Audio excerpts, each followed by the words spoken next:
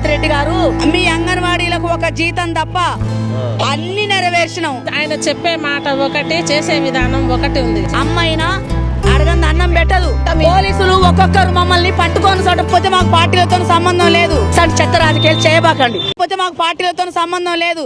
మా కడుపు తిప్పల కోసం మా పోకుండా ఉండడం కోసం మేము చేస్తాను. అమ్మ మీకు మా ప్రభుత్వం ఇప్పుడు ఏమంటున్నారు? ఇప్పుడు మేము పోతే మీ అంగన్వాడీలకు ఒక జీతం తప్ప అన్ని నెరవేర్చినాం. మీరు ఎందుకు వస్తాను? అసలు మీ ముఖం చూడాలంటే అసహ్యం పుడుతుంది. మీరు రాకపోండి అని అంటారు. ఎందుకు రావద్దు? మేము మరి కనీసం మీరు మహిళలు కాబట్టి మేము గెలిచినామని చెప్పుకుంటారు. మళ్ళీ ఈ రోజు మీ ముఖం చూస్తేనే అసహ్యం వస్తుంది.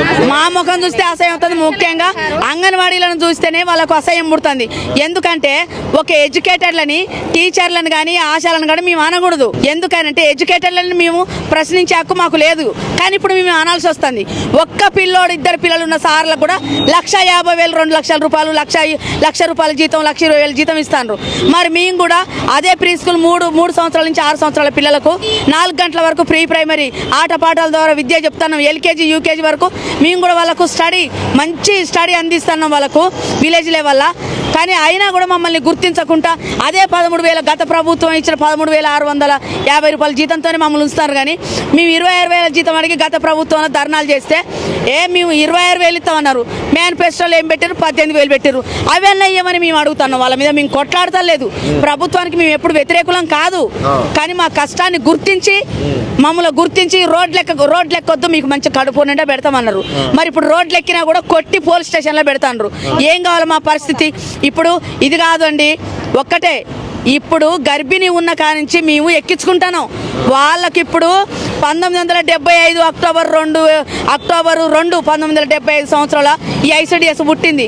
ఆ రోజు నుంచి కూడా మేము చేస్తున్నాం. చేస్తే ఇన్ని సంవత్సరాలు లేనిది ఎప్పుడైనా మేము ధర్నా చేస్తే కంచె వేసి ఇట్లా ఆపేది.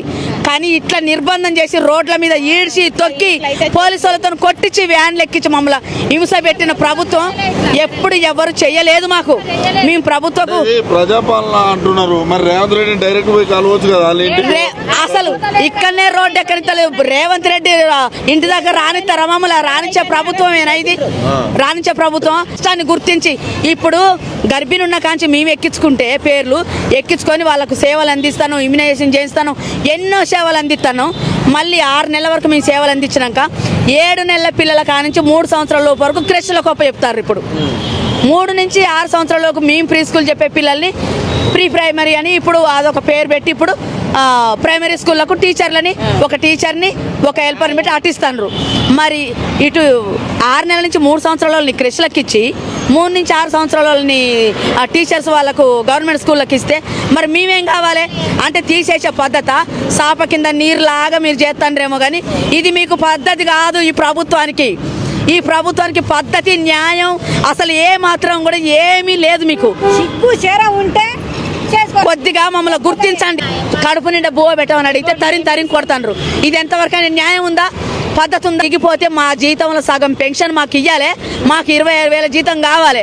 మీరు మేనిఫెస్టోలో పెట్టాడు 18,000 కాదు. అసలు 18,000గా మీ ముఖానికి అసలు ఏం పెంచలే ఇంతవరకు. మాకు 26,000 జీతం ఇవ్వండి. మా చదువుని, మా పరువుని మేము సమాజంలో కలిసిపోయి పనిచేసేటోళ్ళం. మమ్మల్ని గుర్తించండి. చెత్త రాజకీయాలు చేయబాకండి. రేవంత్ రెడ్డి గారు, మంత్రి సీతక్క గారు, మీకు నమస్కారం. మీ రాజకీయం అంతా పక్కన పెట్టి మమ్మల్ని గుర్తించండి. పోలీసులు ఒక్కొక్కరు మమ్మల్ని పట్టుకొని ఆడోళ్ళని చూడకుండా ఈడ్చుకుంటా కొట్టుకుని చేస్తారు. ఇదేనా మీ మంత్రులు బుద్ధి కలిగి చేసే పని ఇదేనా? ఎవరైనా ఇంకా ముందు మిమ్మల్ని నమ్ముతారా? అసలు ఎందుకు ఈ చెత్త పనులు చేస్తారు? ఆడోళ్ళని అని చూడకుండా ఇట్లా కొట్టి తిట్టి ఈడ్చేసి గుంజి వ్యాన్లలో ఎక్కిస్తాండ్రు. ఇదేనా మీ ప్రభుత్వ విధానం? ఆడోళ్ళు అని చూడకుండా కూడా ఈ పోలీసు జూలు నశించాలి. ఈ పోలీసులను ఎందుకు ఎగబెట్టారు మా మీదకి? ఎందుకు ఇట్లా ఉసుకొలుపుతారు? మేమేమైనా దోసుకుంటానమా? వాళ్ళని దోసుకుంటానమా? మేమేమైనా చంపుతానమా, కొడతానమా? మేమేమైనా అంటానమా? మా కడుపు కోసం మేము అడగటానికి వచ్చినాం. అమ్మైనా అడగంది అన్నం పెట్టదు. అందుకే అడగటానికి మేము వచ్చినాం. మా మీద ఇంత ఒత్తిడి చేసి మమ్మల్ని ఇట్లా నిర్బంధానికి గురి చేస్తుడు మాత్రం ఈ ప్రభుత్వానికి న్యాయం కాదు.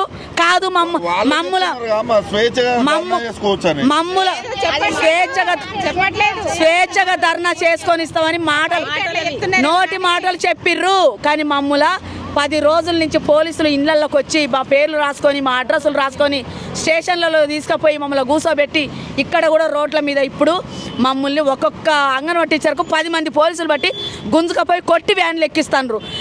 మీ ప్రభుత్వం మాకు ఇట్లా వ్యతిరేకంగా ఉండి మమ్మల్ని గురించి విచారించకుండా ఉంటే మాత్రం ఇంకా మీకు మంచి జరగదు అసలే.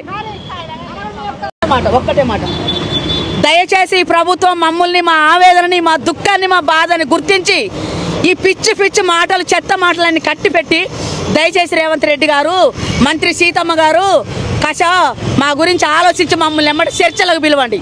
కానీ ఇలాంటి చెత్త రాజకీయాలు చేయబాకండి.